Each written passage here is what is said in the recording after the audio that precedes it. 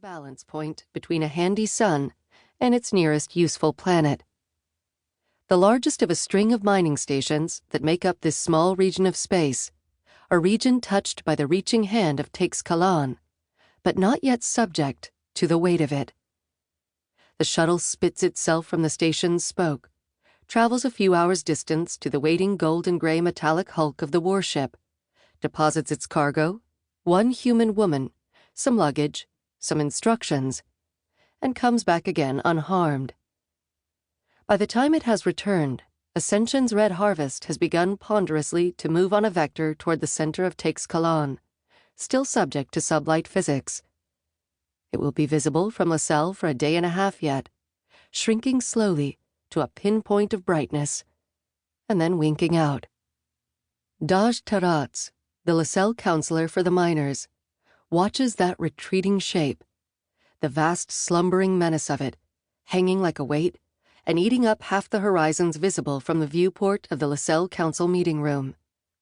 That omnipresent blotting out of familiar stars is to him just the latest evidence of Teixcalaanli hunger for stationer space. There may soon come a day when such a ship does not retreat, but turns the bright fire of its energy weapons on the fragile metal shell that contains 30,000 lives, Taratz's included, and spills them all into the killing chill of space, like seeds from a smashed fruit. There is, Taratz believes, a kind of inevitability to empire unchecked. No star chart holograph glows above the strategy table around which the LaSalle Council sits at meetings. Only a bare metal surface, polished by a multitude of elbows. Taratz contemplates again the simplicity of how that retreating ship still feels like such a present threat, and stops looking out the viewport, retaking his seat. Empire unchecked might be inevitable, but Daj Taratz has within him a quiet, determined, and conniving optimism that unchecked is not the only option available, and has not been for some time. "Well, that's done with," says Aknal Amnarbat, the counselor for Heritage. "She's off, our new ambassador to the Empire, as requested by said Empire, which I sincerely hope she keeps far away from us." Daj Taratz knows better. He's the man who sent the last ambassador from LaSalle to Teixcalaanli 20 years ago, when he was still middle-aged and enamored with high-risk projects. There is nothing done with about sending a new ambassador, even if she's already been packed off in a shuttle, irretrievable. He puts his elbows on that table, as he's been doing for all of those 20 years, and rests his narrow chin in his narrower palms.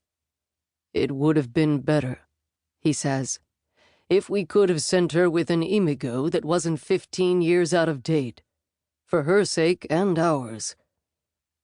Counselor Amnarbat, whose own Imigo machine, a precisely calibrated neurological implant which allows her to carry in her mind the recorded memories of 6 prior counselors for Heritage, pass down the Imigo line one to the next, cannot imagine standing up to someone like Daj Taratz without the benefit of the most recent 15 years of experience. If she was a new member of the council and 15 years out of date, she would be crippled. But she shrugs, not precisely minding the idea of the newest ambassador to the Empire being so deprived of resources. She says, "That's your problem. You sent Ambassador Agavin, and Agavin hasn't bothered to come back here more than once in his 20-year tenure to give us an updated Imigo recording. And now we've sent Ambassador Dzmare with only what he left us 15 years ago to replace him, just because Teixcalaanli asked." "Agavin's done his job," says Counselor Taratz. And around the table, the counselors for hydroponics and for the pilots nod in agreement.